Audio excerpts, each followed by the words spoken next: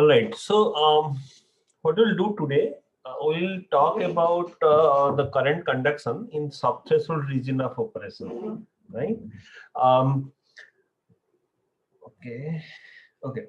So, earlier we had discussed uh, uh, the current conduction when VGS is more than threshold voltage, right? And the gate to source voltage is more than threshold voltage. To recap the things, so here I have drawn the devices when VGS is more than VTH. So in the first figure, so your gate to source voltage is more than threshold voltage, and your drain and source both at 0 voltage.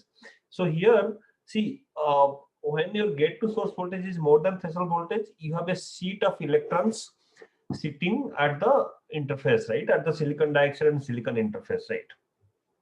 And when you apply a voltage difference, these electrons will flow, right? So these electrons flow by drift, right? That means there is a electric field. If this is y direction, right? This is y direction, and this is x direction. So there is an electric field in the y direction, right? So here we see that there is a conducting channel at the surface. Because of this conducting channel, right? And when you apply your drain to source voltage, your channel, I mean, see, your potential in the channel also varies from source to drain, right? And we have also seen that, and we have used this to derive the current equation. So the potential at the source end is 0, and the potential at the drain in the VDS. And we have, so okay, since this is a conducting channel, this potential varies linearly between source and drain, right? So using this, we had derived the equation, current equation, when gate to source voltage is more than threshold voltage.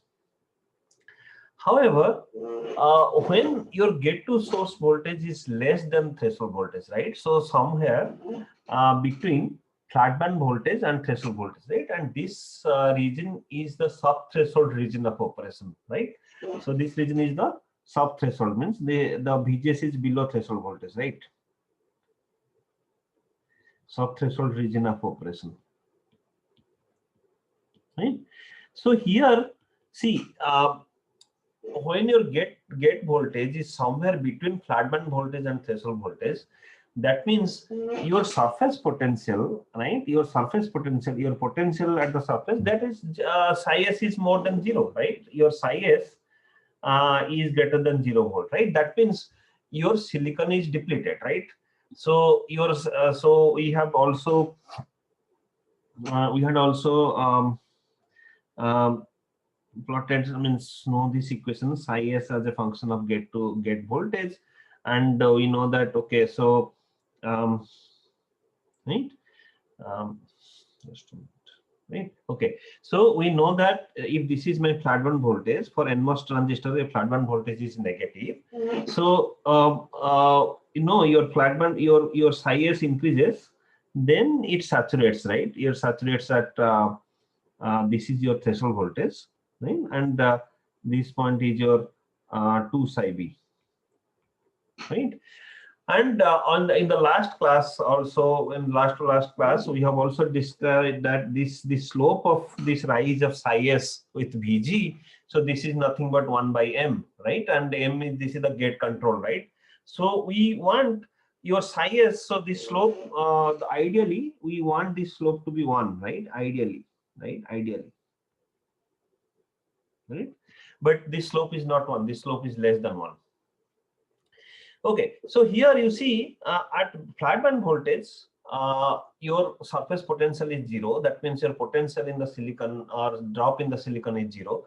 As you go on increasing the gate voltage, your psi s increases, right? And we are today we'll talk about this region, right? So this region, how the current conducts in this region, right?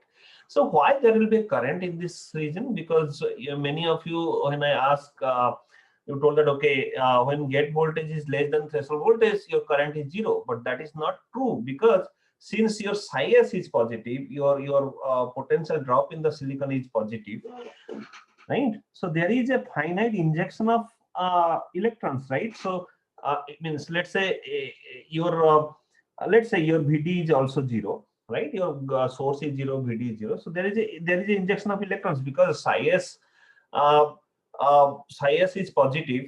That means your source to body junction and then to body junction is forward bias. So there is some electron injection, right? But the electric field is not very high, right? Because the electric field when between flat band voltage, see at flat band voltage your electric field is 0, right? At threshold voltage your electric field starts to increase because that is where your charge increases exponentially, right? Your inversion charge, right? So if you plot the electric field, right? So let's say this is my electric field. So if I plot this electric field, right? So this electric field as a function of gate voltage.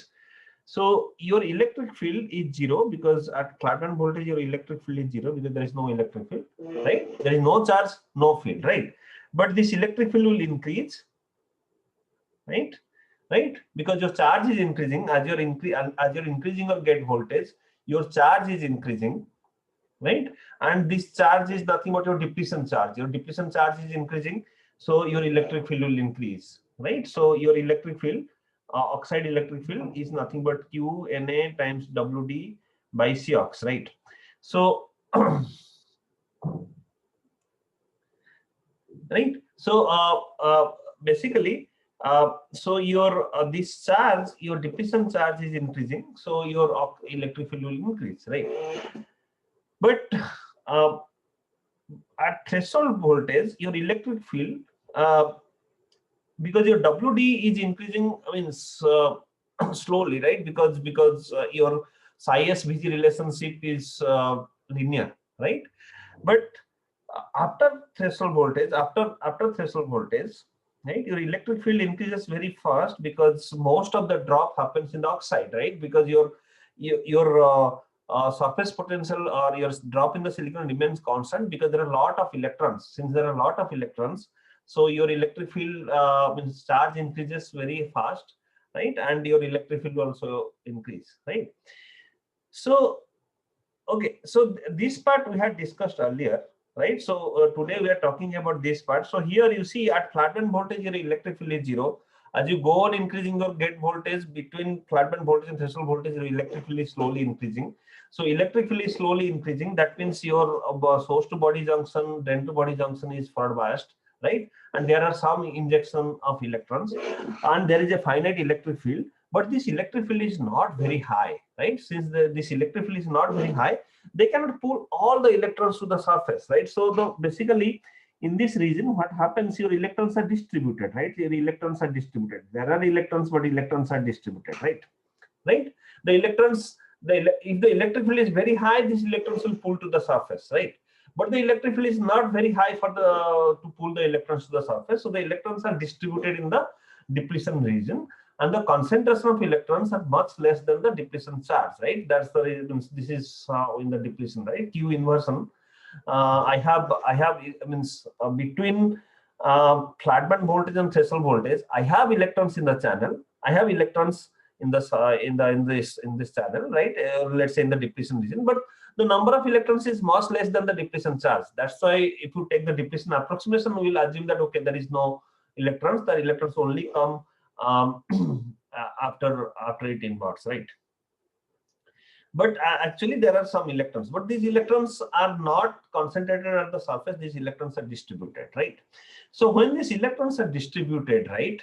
So see, then if you look at this region, right? So if you look at this region here, right? So there is no change in potential. If on the source side to drain side, there is no change in potential. If you could draw the energy band diagram will be flat, right? So if I draw the energy band diagram in this condition, so no, right? So right. So this is my energy band diagram, right? So but when Vg is somewhere between flat band voltage and threshold voltage, because the electrons are not concentrated on surface, there is no channel, so there is no potential gradient. Because see, that's the potential because so when Vg is more than Vts, this potential gradient is coming because there is a conducting channel at the surface, right? Since there is a conducting channel at the surface, if I apply voltage across the surface, you could treat this as a conducting, means is a resistor, right, or conductor, right? So your potential vary linearly, right? But here electrons are there, but there are less number of electrons and they are not concentrated at the surface, so there is no conducting region at the surface. So there is there is no potential gradient between source and drain, right? So there is no, so your energy band diagram will be mostly flat, right? Even if you apply drain voltage. So drain voltage, if you apply drain voltage, this will be pulled down, right? So it will be pulled down, right? There will be more depletion charge in the drain side, but there will be no potential gradient in the channel. Okay, so now, so think about this, right? So here, what I have done is I have taken only the depletion. I just magnified this depletion region, right? So at a particular gate voltage, I have depletion region, and I have a positive psi s, positive potential in this point. So I have so let's say I have already applied some VD, right? So I have electrons injected. So these electrons are injected, right? Because there is a finite electrons. But electric field is not very high. So electrons are right? Electrons are just injected, and there is no potential gradient, right? So there is no potential gradient now, right? Now you could think of this as a NPN transistor, right? So this is just an NPN transistor. You could think it of as a NPN transistor, right? Your psi s here is your base potential, right? So you give some VG, there is some psi s. That psi s is your base potential, right? But like your base is a neutral region. There is no potential gradient in the base, right? So similarly, in the depletion region, this is a neutral region, right? So if you think in this direction, right, definitely there is an electric field from top to bottom, right? But there is no electric field in this direction, right? So if you think in this direction, there is no electric field, right?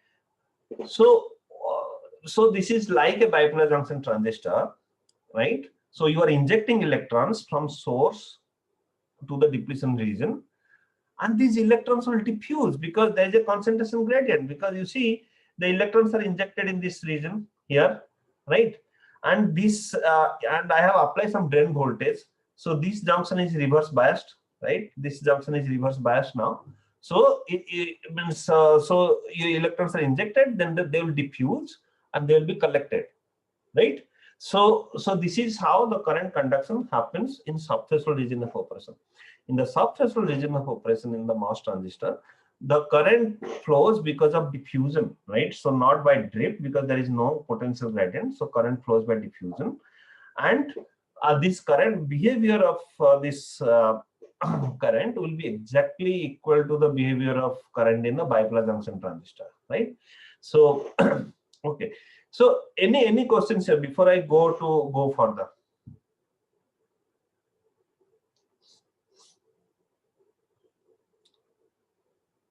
Any questions?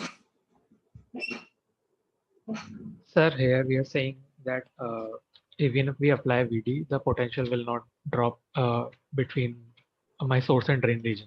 Yeah, because there is no conducting channel at the surface, right? So most of the potential will drop across the junction, right? Drain to body junction. Okay, sir. So see, that is the exact difference. That's the reason why I have shown you this picture, right? So think of, right? So think of, I have a conducting channel at the surface, right? If I have a conducting channel at the surface and I'm applying a voltage difference across this channel, then there will be a voltage gradient because that channel is conducting, right?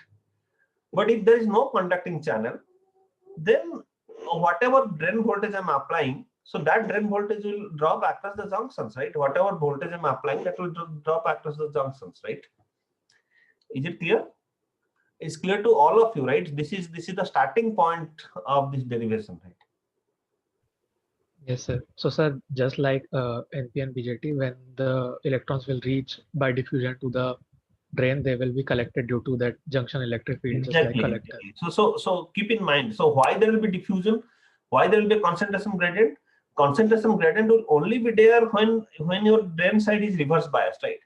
Because if this VD is 0, right, that means we're injecting from both sides, right, and concentration is same, right? So there will be no gradient. But for the diffusion to happen, you need a concentration gradient, and for that concentration gradient, you need to have a positive VD, right? So yeah, that's the reason. Even in subthreshold conduction, right, if you have not applied drain voltage, you will not get any current, right? Drain voltage is 0, there is no concentration gradient, there will be no current. Positive drain voltage, there will be a concentration gradient, because one side is forward biased, other side is reverse biased, right? Means there is a voltage, means basically there is a because right. So let's say, means okay, let me tell you, right? So if you look at this point, right, so I have what I'm telling, that my potential is same at every point, right? So my psi is, so every point in the channel. So because you see, this is my x direction, right? Your psi, right? So psi s is the potential when x equal to 0, right? This is at the surface, right? But psi is a function of x, right? Because if you go from the surface towards the body, because your body is grounded, so psi will go from psi s at the surface to 0 at the edge of the depletion region, right? So right. So there is a potential gradient in this direction. So there is a psi s here at the surface and 0 at this point, right? But if you look from the y direction, right, this direction, y direction, so every point at the surface, this is psi s. Every point at the surface is psi s, and every point at the other end of the depletion region is 0, right? So now, what is the voltage across this junction? A source and body junction, voltage across this junction, which is let's say VBE in your BJT case, this is psi s, right? Psi s, and your source is at 0. What is VBC? Means think about your bipolar junction transistor, right? Or I will tell, yeah, VBC. So this is psi s minus VD, because I am applying a drain voltage, right? So if VD is 0, your VBE and VBC are same. That means I am injecting electrons from both sides, right? And there is no concentration gradient, so there is no. But here, if your psi s, so your VBC becomes psi s minus VD. That means, let's say your psi s, let's say your psi s is 0.2 volt, right? Because your psi s will increase from 0 to, so at some VG, psi s equal to 0.2 volt, right? Let's say this is 0.2 volt. And my VD I have applied around 0.5 volt. So it will be 0.2 minus 0.5. So minus 0.3 volt, right? That means your drain to body junction, that this junction, one junction is reverse bias, one junction is forward bias, because one junction across 0.2 voltage, other junction minus 0.3 voltage, right? Right. So injection the key side hoga, right? So injection will happen only from the one side. So then there will be a concentration gradient. So you think it's exactly, you could think it as the BJ, means the BJT, right? Operation, BJT operation, right? So there is a concentration gradient. So the electrons will flow by diffusion, right? Okay, any doubts here? If no doubt, then let's derive, right? So I means you know the diffusion equation, you know how to derive. Okay, how means okay, okay. So let's, what I have done here is I have taken a thin sheet here, right? So because I have taken a thin sheet, because you see why I have done that, because your psi is your potential is varying in the x direction, right? So I have to integrate, because at every point, because you think of a bipolar junction transistor, base is the potential base is the base voltage, right? Right. But here your psi is changing from the surface to the depletion edge, right? Psi is changing from psi s to 0, right? So here I have taken, let's say I have taken a very thin portion in the depletion region at a point x from the surface, and the thickness is dx, right? So if I look at this point here, right, let's say this point, so the potential is psi x, right? The potential in this direction is, here I have psi x, right? So how many electrons will be injected? the injected electrons will be Ni square by Na. That means Ni square by Na is the number of electrons that was there before, right? Right. Okay. Now exponential Q psi s by kT, right? So e to the power Q psi s by kT, right? So this is, and I'll have a -1 because I'll have a -1 because this is excess right, delta n, right? But assuming that your Q psi s by kT is more than 1, I have just written down this is Ni square by Na e to the power Q psi x by kT, right? This is the same thing that we had done. And at this point, L, this is the L point because it's the length of the transistor. So Y equal to L. So delta n XL. So then I'll have Ni square by Na, it is Q psi x minus Vd, because as I told your VBC, right? VBC becomes psi minus Vd, right? It may be positive or negative depending on relative difference between psi and Vd, right? Right? Okay. Right. Now, if I want to find the current, right, because of at X point, right, djx, right, only at X point, only at X, right, this in this in that line. So I know that J, means I know my Jn is Q dn by dx, right? This is our diffusion equation, right? Right. So I'll do this same thing, Q times dn, because I'm dealing with electrons. There is a concentration gradient at y equal to 0, y equal to L divided by L, right? But if I want to find the current, right, I have to find the area. But area here is this area, right? Because electrons, so you see this area, right? You think of a bipolar junction transistor. We are talking about the emitter area, right? Right. But in this point, this area will be width times thickness of this small region that I have taken, right? W times dx, right? And that will give you current, right? This is current density per centimeter square.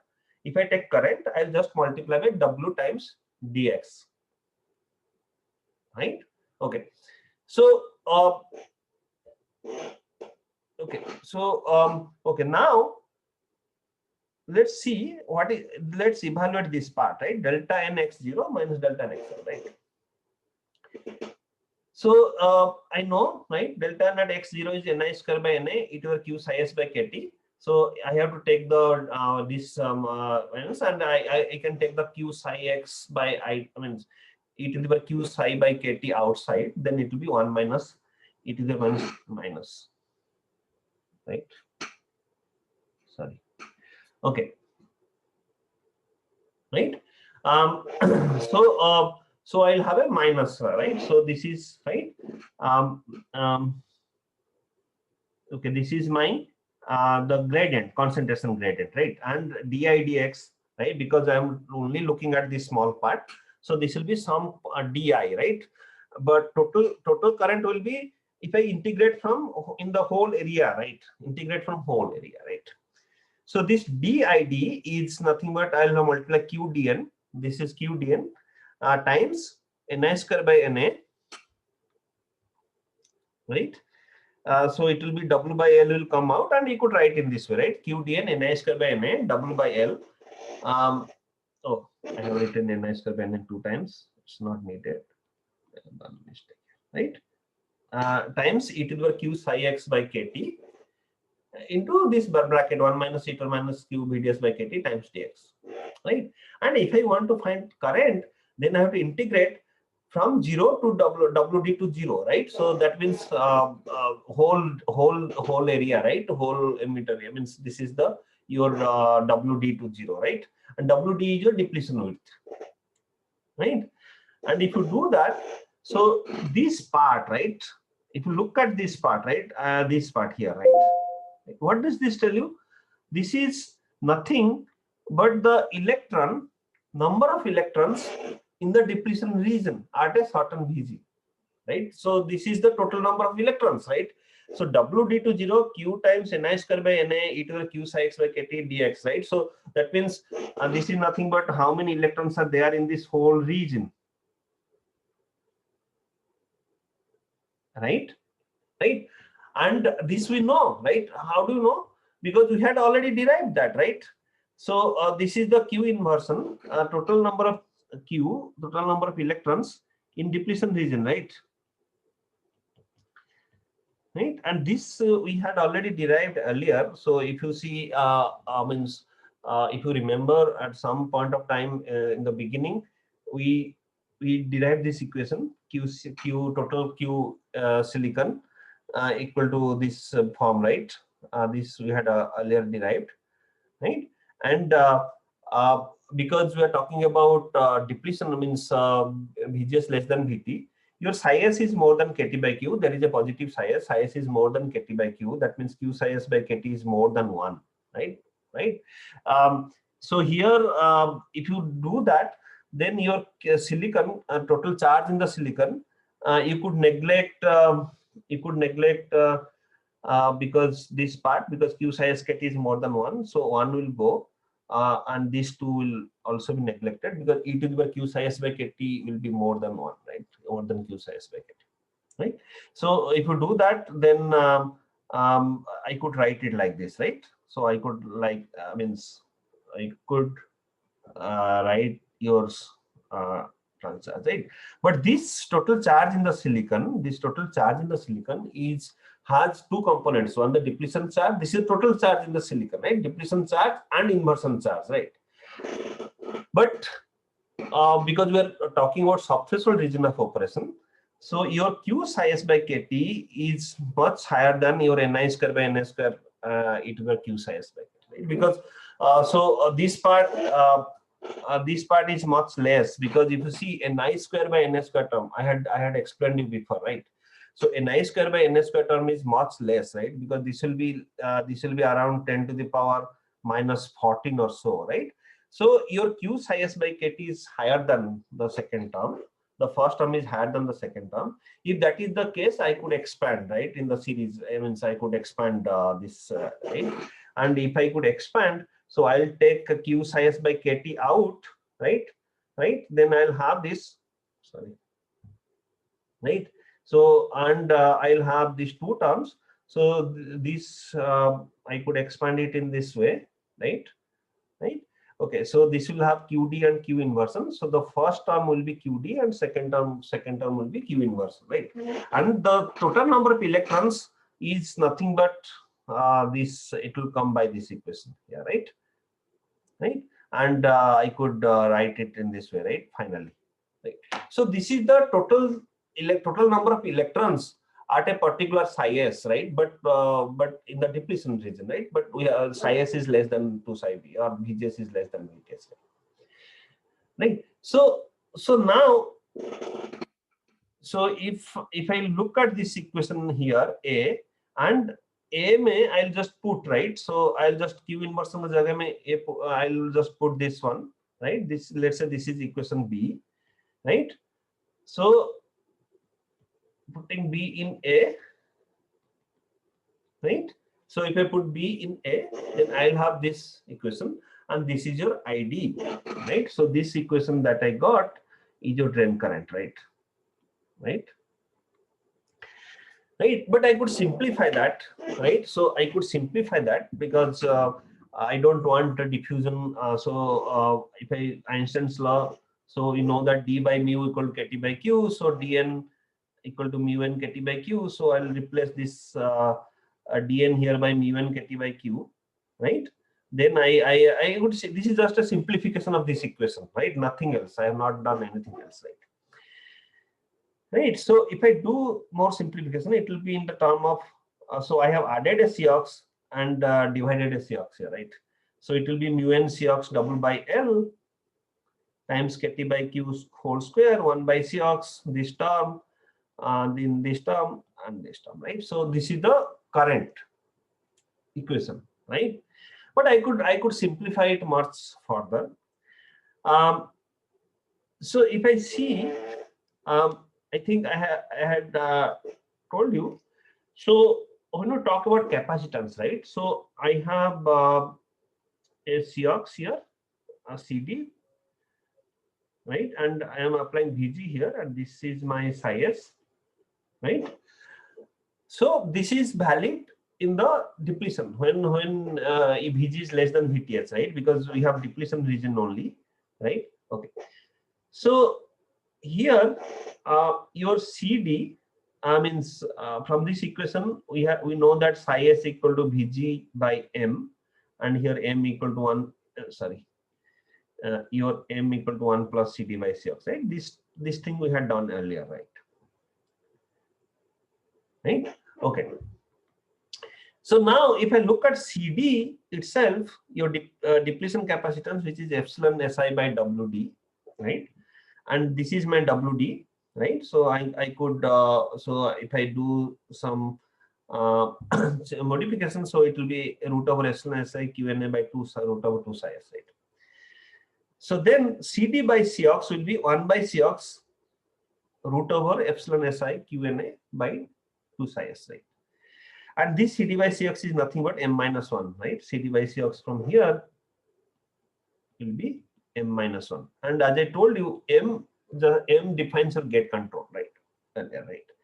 So if I look at this term here, this one, right, and this term here, right? So this is the same thing, right? So right. So then this part here, I could replace this by m minus 1, right? This part here, I could replace it by m minus 1, right? So this is just the further simplifying the thing. So if I simplify again, so then I could write this ID equal to mu n Cox double by L, Kt by Q whole square, m minus 1, Ni square by Ni square, e to the power Q psi s by Kt into 1 minus e to the power minus Q VDS by Kt, right? And here my psi s is Vg by m, right? So I replace this, right? Because when I want terminal characteristic, right? Terminal characteristic is between ID and Vg, not ID and psi s, right? So I have to replace psi s by Vg. So if I do, then the psi s I replace it by Vg by m, right? Vg by m, right? So then I could write down. So if you look at this part, first part here, right? These are all constants, right? So you see, mobility is a constant, Cox is a constant, WL if for it is constant W and L. Kt by Q and I. So these are all, you could think it is of a constant, right? So I could write this as K1, but keep in mind your m minus 1, actually m, see here, see this is a very important concept, right? Your m, right, is 1 plus CD by Cox, right? But your CD is changing with gate voltage, right? That means your m is changing with gate voltage, right? That's the reason. So if you see, I did this plot earlier. So this is your VFB, and this is your VTH, right? And this is your psi s. This is your gate voltage, right? So what we draw, and let's say this is VTH, this is 2 psi B. So what we're doing, actually, we are drawing it like this, right? But this slope is m, right? And this slope is psi s by Vg. So this is psi s by Vg is 1 by m, right? Right? Psi s by Vg is 1 by m. This slope here is 1 by m, right? But this slope is not constant, right? This slope is not constant. If you take this slope is not constant. Because why this slope is not constant? Because you see your m is 1 plus CD by Cox, right? And your CD is your depletion capacitance, right? And that capacitance is changing because when you're changing your gate voltage, your depletion width is changing. In this region here, your depletion width is a function of Vg, right? So your CD also a function of Vg. That means your m is changing, right? But for because this m is changing, but it doesn't change. So, but for the simplicity, what I have taken is we have taken this. Let's say this slope is almost constant, but that is not constant. But there is a small variation because of CD, right? So if you assume that if your VGS is, if your VGS is less than much lesser than threshold voltage, right? Means it is deep in threshold, deep in subthreshold region, right? Your gate to source voltage is much less than threshold voltage, and your VDS is constant. Then I could write this your current equation as some constant into e to the power q VGS by MKT, right? So this current equation you use everywhere. So what this tell you, at a constant VDS, right, and constant device dimensions, your current in subthreshold region is exponentially dependent on VGS, right? So this is like a bipolar junction transistor. Your current is exponentially dependent gate to source voltage. So now, if I want to plot, right? So in the subthreshold region, so since this is exponential dependence, so I could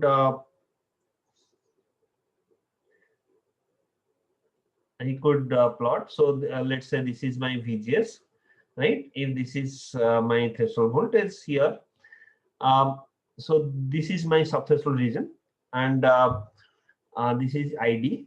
But I have to do, this is a log axis, right? Because if your MOS transistor characteristic is generally plotted in the log, right? Because if you plot in the linear, right, we have seen, right, linear, if this VGS and ID, if this is a linear axis, right, we know that okay, your this is a this is relationship, and this after VTH, this is the VTH point. So after VTH, we know this your is nothing but mu Cox double by L VGS minus VTH into VDS minus half VDS square, right? But in this region, so but the subthreshold region is here. In the linear plot, we do not see the subthreshold part, right? Because that current is so small, right? We don't see it, right? But if you plot it in the logarithmic, right? If you do the log axis, right? If you plot your ID in the log axis, you will see that is your current is exponential. That means your it will be straight line, right? Log ID by VGS is a straight line, so it will straight line. Then this is my subthreshold part. This is my subthreshold, right?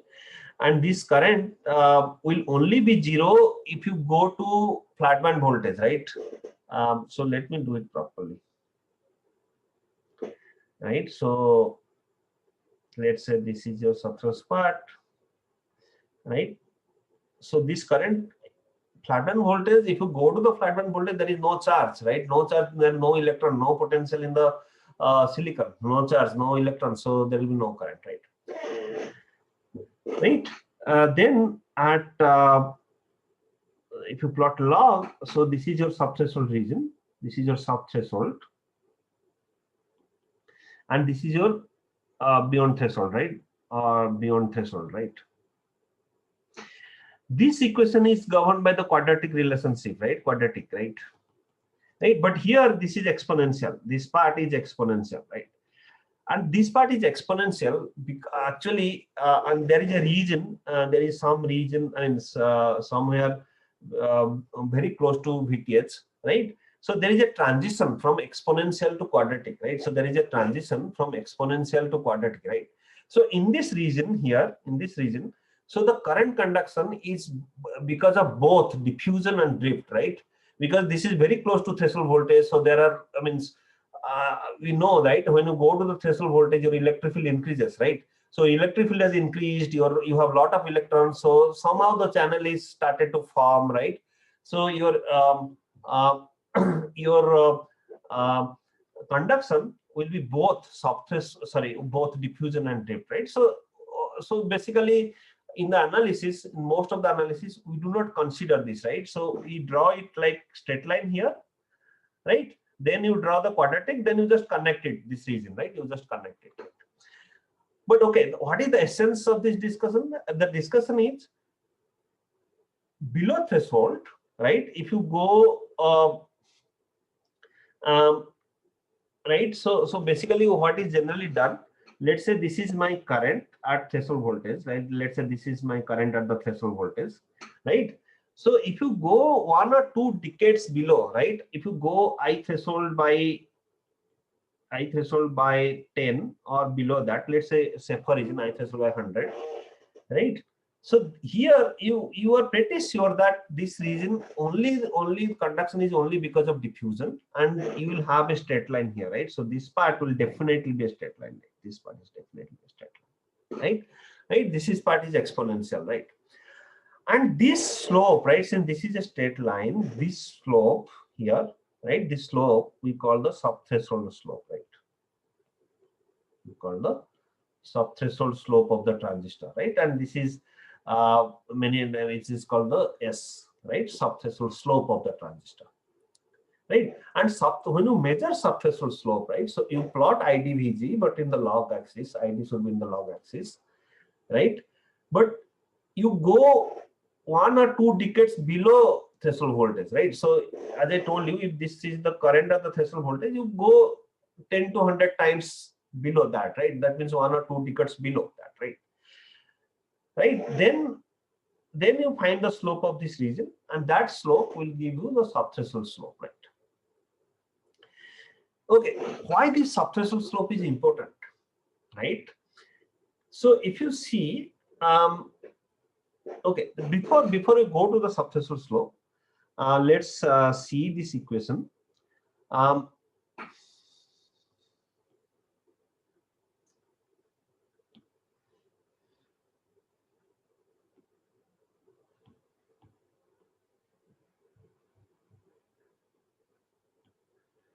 Your current is some constant into exponential of q VGS by mkt, right?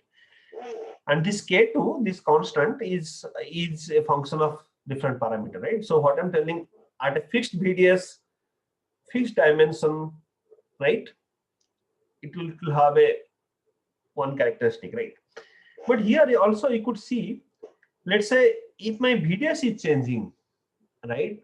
If my VDS is changing, the K2 will change.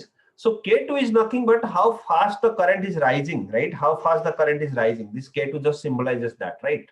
Right? The K2 is a constant multiplied through that exponential equation, right? So if you think of a diode, right? If you think of a diode, right? Diode current क्या था? Diode current equal to some saturation current, right? Reverse saturation current times e to the power q Vd by nkt, kt, right? And nkt n is the identity factor, right? Right. So this current is same, and this ISAT is nothing but if you change your doping whatever, then your slope of increase or decrease changes, right? Right. So similarly, this K2 just symbolizes that right here, right? And K2 will depend on the length. If your length of the transistor is small or your VDS is very high, so you see your slope will change, right? Your slope may change, right? Your slope change means I am talking about the different slope right here, right? Okay. Now, what I'm telling, my ID is K2 times e to the power q VGS by mkt, right? Let's say I take two currents, right? One current is let's say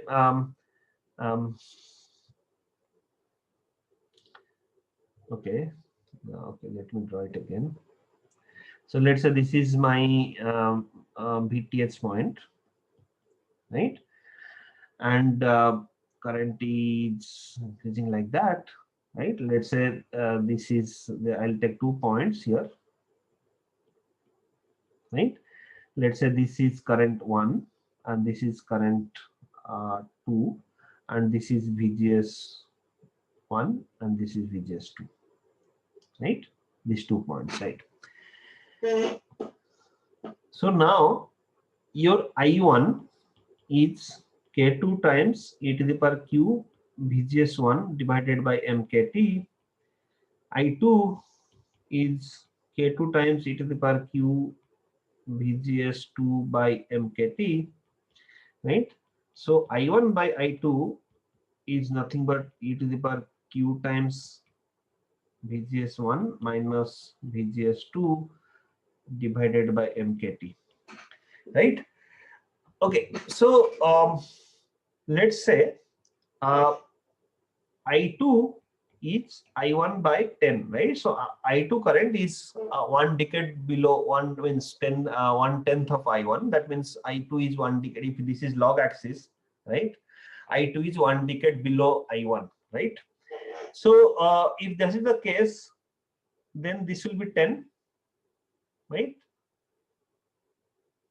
Okay, let me, okay, if I do logarithmic from both sides, right? Logarithmic of both sides, log 10. So this will be Q times VGS1 minus VGS2 divided by MKT, and this will be logarithmic 10 of E, right? And this is 1 by 2.3 here, because this is, right, Q times VGS minus VGS2 divided by MKT.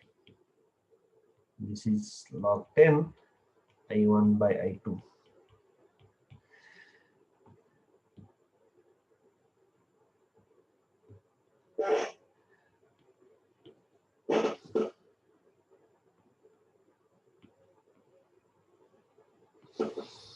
Okay, so if I want to find the slope, right?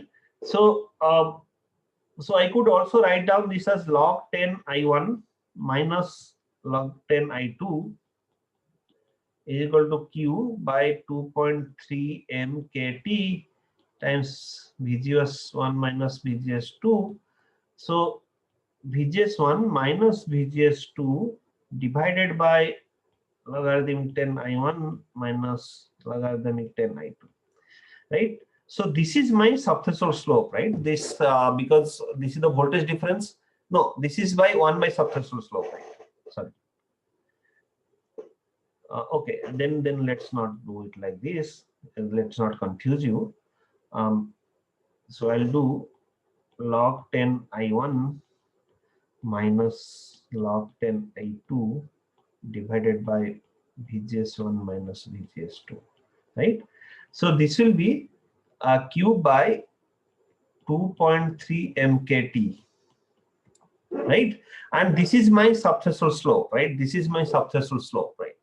Right. So the subthreshold, if I2 is I1 by 10, right?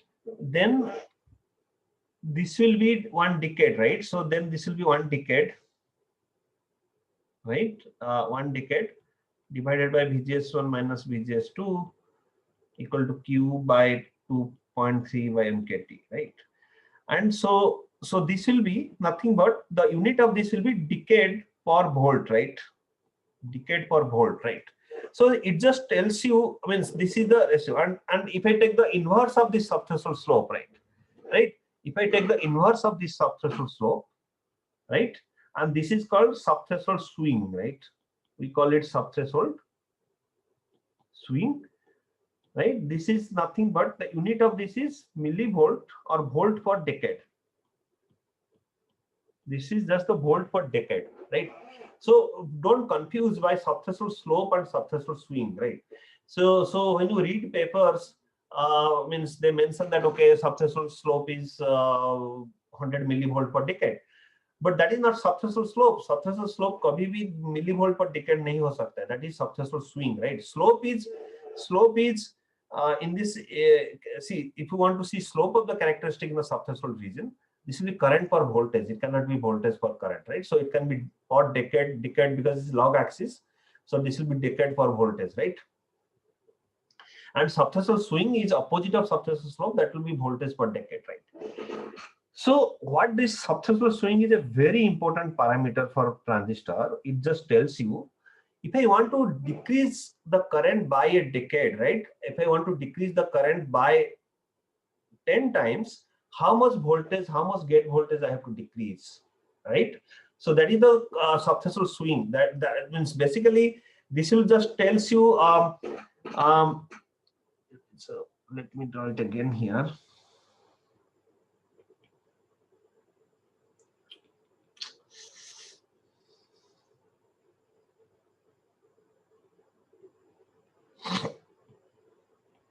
log axis, VGS ID.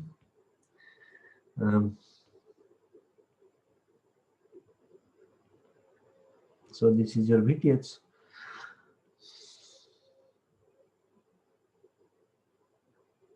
And this is your characteristic, right? This is your subthreshold slope S, right? And your swing is inverse of slope, because so it just tells you the swing. If you look at the swing subthreshold, right? If I want to change the current by a decade, right? So if I want to change current by a decade, right? If I'm changing the current by a decade, right? Let's say 10x, I want to change the current. So how much voltage I need to change, right? So this is right. So this is the delta VGS, right? And your subthreshold swing is the ratio between these two, right? So millivolt per decade. So to change the current by a decade, how much voltage I have to change, I have to do, and that just tells you this slope of this line, right? So this will just tells you the slope of the line, or we call it subthreshold swing, right?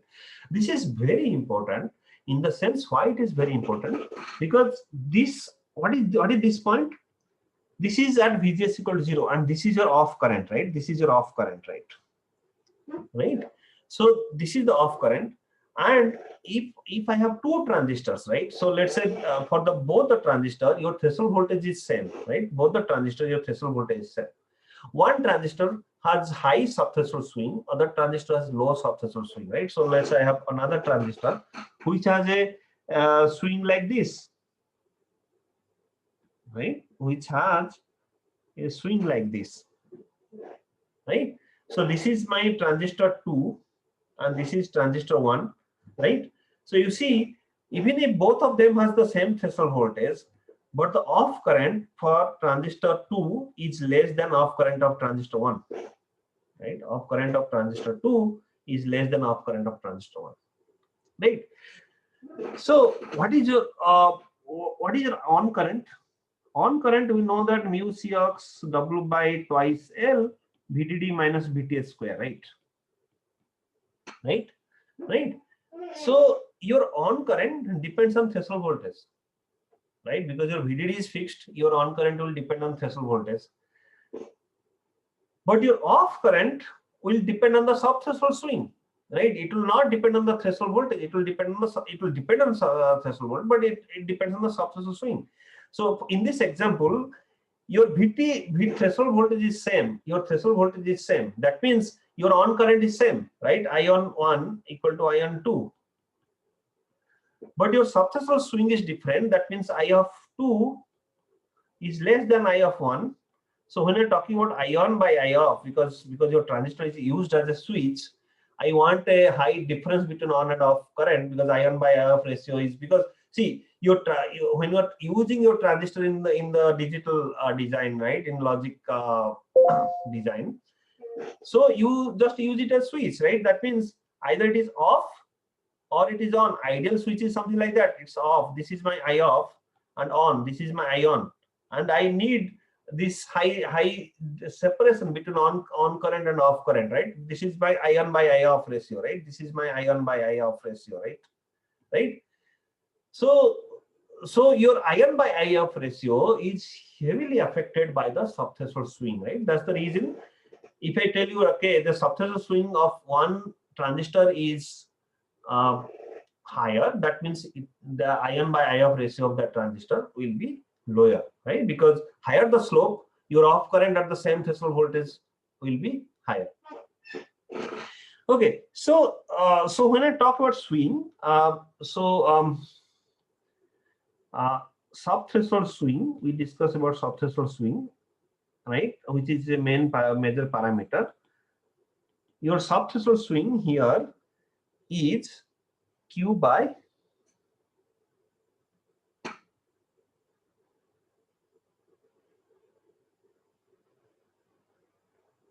Q by subthreshold swing is the reverse of the slope, so it will be 2.3 m kT by Q, right? And here at room temperature, your 2.3 kT by Q will be 60, right, at room temperature, right? Because if you do the calculation, I mean, use Boltzmann constant. Boltzmann constant is 1.38 into 10 to the 23 joule per Kelvin, and your room temperature T is 298 Kelvin or 300 Kelvin, sorry, 300 Kelvin, right? So if you do that, your 2.3 kT by Q is 60, right? And this is nothing but 60 times M, your subthreshold swing. Your subthreshold swing SS, right, is 60 times M, right? And M, I told you, is the gate control, right? M is the gate control. If the gate control is ideal, that means M equal to 1, right? If M equal to 1, that means transistor has a very good gate control, means ideal, right? Then your subthreshold swing will be 60 millivolt per decade, right? So that is one of the thing which you'll hear, right, is your uh, the maximum or minimum subthreshold swing can be 60 millivolt decade, right? For MOS transistor, traditional MOS transistor, you cannot really have subthreshold swing less than 60 millivolt per decade, right? That means minimum at minimum you need at least 60 millivolt change in gate to source voltage to change your current by 1 decade, right? And that is the best transistor, right? Because that is the minimum which you could have, right? Subthreshold swing, right? But generally, as I told you, your subthreshold swing is 60 times M, and M is 1.2, around 1.1 to 1.2, right? 1.1 to 1.2. So your subthreshold swing will be more than 60 millivolt per decade, and that value depends on M, right? And that the value depends on M and this on the gate control, right? So if your gate control is very good, right? So if you have designed your transistor such that your gate control is very good, right? Right. So what is gate control? Your psi S is Vg by M, right? So if I'm giving some voltage to gate, right? Right. So if my M equal to 1, the same voltage is reaching silicon. That means oxide voltage drop is neglected, right? Very less. So that is an ideal case. That can never be true, right? Because that can never be true. Then it is if psi S equal to Vg, that means your gate control is perfect, right? Your gate control is 100% control, right? But it is not possible because we know that your M is 1 plus CD by Cox, and this CD by Cox is not 0, right? CD by Cox will not be 0. But you could, so what is CD? CD is epsilon I by WD. This is Tox by epsilon ox. So this is nothing but 1 plus 3 Tox by WD, right?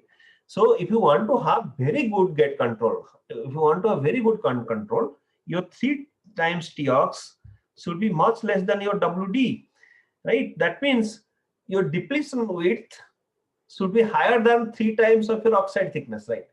Right.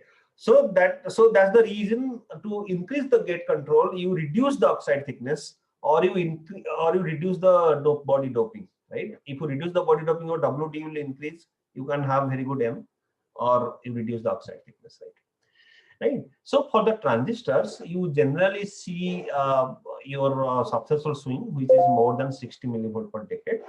But please keep in mind your subthreshold swing is very important parameter because it defines your threshold voltage. It defines your off current, right?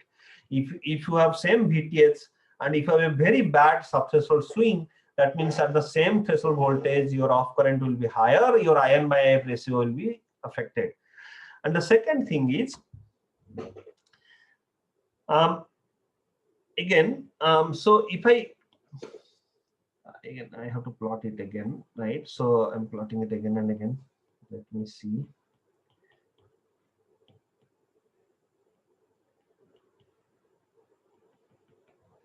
Right. So this is your subthreshold swing, and this is your VTH point, right? So and this is the current at VTH, right? I threshold, right? Let's say, right? Okay. So you see, if you know your subthreshold swing, let's say somebody told you, okay, your subthreshold swing is 60 millivolt per decade. Subthreshold swing is 60 millivolt. Let's say you have an idle transistor, your subthreshold swing is 60 millivolt per decade, right? And your threshold voltage is 300 millivolt, right? And your current at the threshold voltage is given, let's say this is 1 microamperes, right? Right.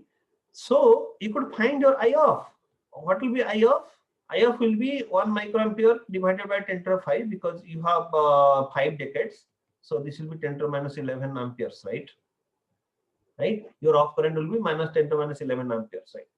But if your friend designed the transistor, if this is not 60 millivolt per decade, this is 75 millivolt per decade, right? What will be your I of?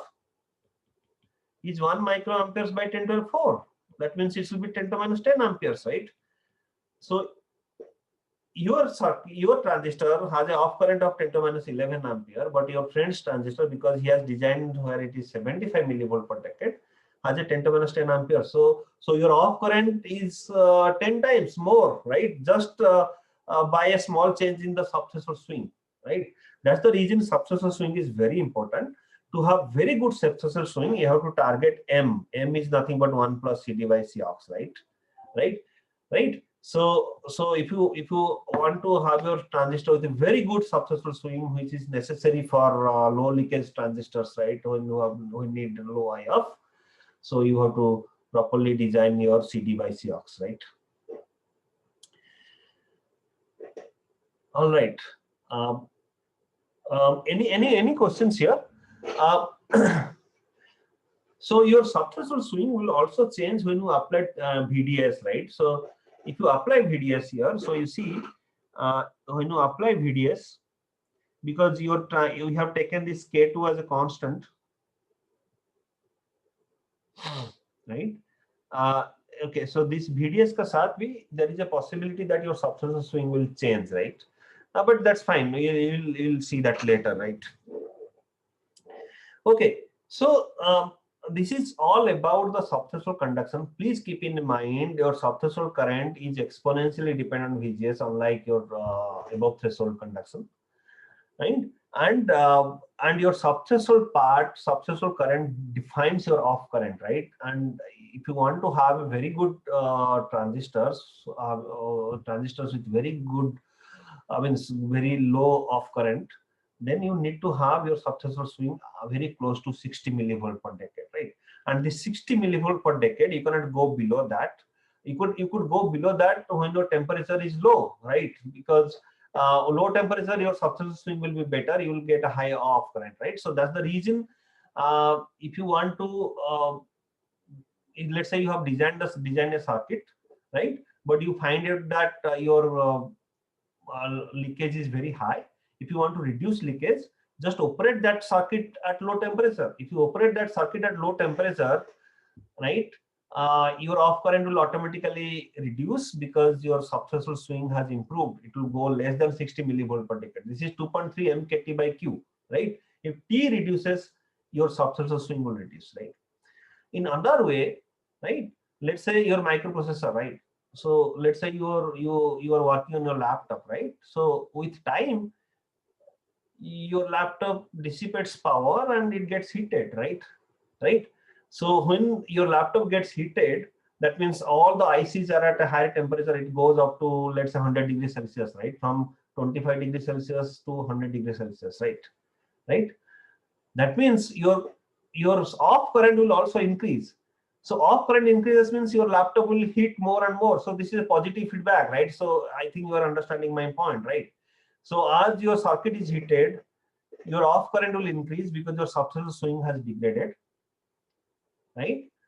And because your off current is increasing, it will be more heated, right? And it will lead to failure, right? So it's a positive feedback. Unless you cool your IC, the moment it starts heating, it will enter the positive feedback mode. The more heating, more current, more off current, it will hit more, right? So basically, this will lead to failure of your IC or failure of your desktop or laptop, whatever you are using, right? That's the reason you use cooling, right? So means let's say your high power processors, right, or your servers, right? So you either use passive cooling or active cooling, right? Passive cooling to theek hai, right? But if your power is very high, let's say when your server application, when you need very high speed, okay. So let me tell you, right? Speed, when you're talking about high speed, I told you this is ion, right? Right? Why ion? What do you mean by speed? Speed is how fast you could charge and discharge your nodes, right? Charge and discharge your capacitors, right? Right? And how fast you could charge and discharge your capacitor depends on current, right? Because this is CV by I, right? Right? Your VDD is fixed, right? This could be, I mean, if you increase your ion, your speed will increase, right? And what is ion? Ion is mu Cox W by twice L VDD minus VTS square, right? Your VDD is fixed for a technology, right? So let's say you are using 180 nanometer technology, you cannot go beyond 1.8 volt. How will you increase ion then, right? So let's say your W by L, either you could increase your width and length, W by L ratio, or you increase your mobility. So once you design the transistor, mobility is also fixed, right? So the what people generally do, they target threshold voltage, right? That's why I told you, right? You have different transistors.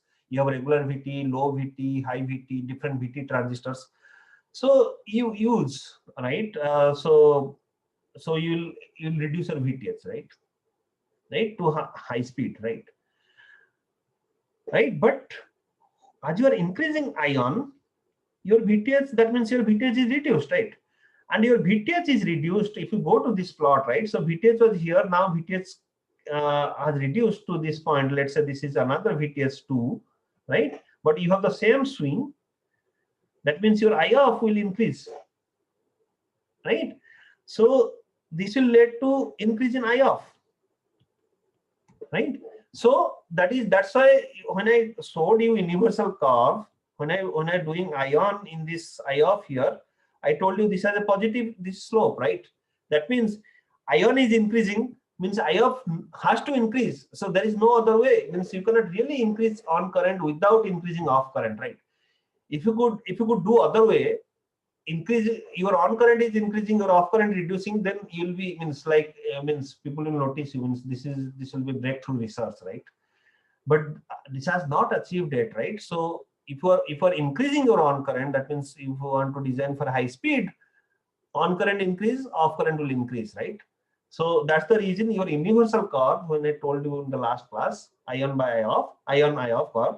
So your on current is increasing, that means your off current is also increasing. So let's say you have designed a transistor, you have on current, off current here, right? But if you need higher on current for a transistor, then your off current will also increase, right? So so that's the reason.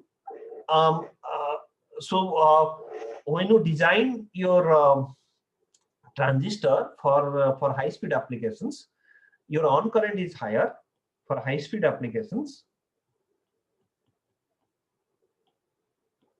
Your on current is higher as well as your off current is also higher, right? And off current is the power, right? Power means off current is power dissipation, heat, right? Heat generation, right? Heat generation, right? That's the need. Your high speed circuits need to be cooled, right? Need to be cooled, right? So that's the reason you need active cooling. You have started with passive cooling. If you need higher and higher power, you have to go to active cooling, right? That means you have to flow liquid nitrogen or cool it, or air cooling, whatever, right? So in the servers, like the big server rooms, you have to have active cooling, right? You have to really cool, otherwise your means your IC will fail, right? Your circuit will fail. For low speed application, I mean not low speed, low power application, let's say your handheld device, right? Your handheld device, your low power application. So your main goal is to reduce IOF, right? And if you want to reduce IOF, the only way to do it by increasing the threshold voltage, right? Because your subthreshold swing very difficult to control, right? So that will reduce your on current. So for a low power application, your IOF will reduce as well as your ion will reduce, right? That's the reason, right? So when you're doing a mobile, let's say all of you have a mobile, but you see your mobile phones, the processor that you are using, These are hardly 2 gigahertz, 2.2 gigahertz. It doesn't go beyond that, because if you design for a higher frequency, right, your off current will increase, then your mobile will be heated, or you have to charge it often, right? You don't want to do that, right? But in servers, which is always connected to power, right? So there, the charging is not an issue, but the main thing is your speed of application, right? The instructions per second. So there you have to go for high ion, and then automatically lead to high IOF. Then you have to start cooling the things properly, right? So you have to cool them. So this is the significance, right? So, but to design your circuit, you have to know about ion and IOF. And here, ion and IOF is nothing but how you are designing your transistor, right? Where you are putting your threshold voltage, what is your subthreshold swing, and how you are designing everything, right? So that's the reason you have to understand this. You have to know this, right? Otherwise, see, sometimes people feel that, okay, I am doing design, I don't have to worry about device, right? But if you see the best designers, right? The best designers, whether it is analog or logic, digital, so they understand device very nicely. Otherwise, unless you understand the device very nicely, you cannot really control all those parameters, right? On current, off current, you cannot control. You don't know how to control, right? You don't have an idea. Let's say you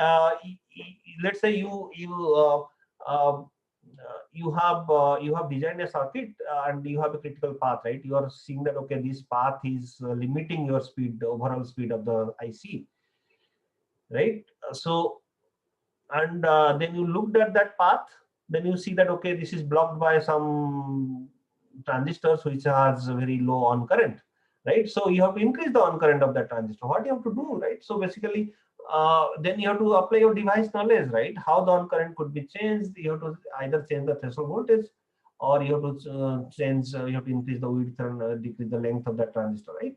Then you will go and change the, maybe you could replace that transistor by low VT transistor, which will automatically solve, right? So you have to have this knowledge, right? And yeah, so that's the reason you have to understand the transistor physics properly, and you have to know, right, how to go ahead, how to design better transistors. All right, so I think I have overshooted today by 17 minutes. So I'll stop here. Any questions?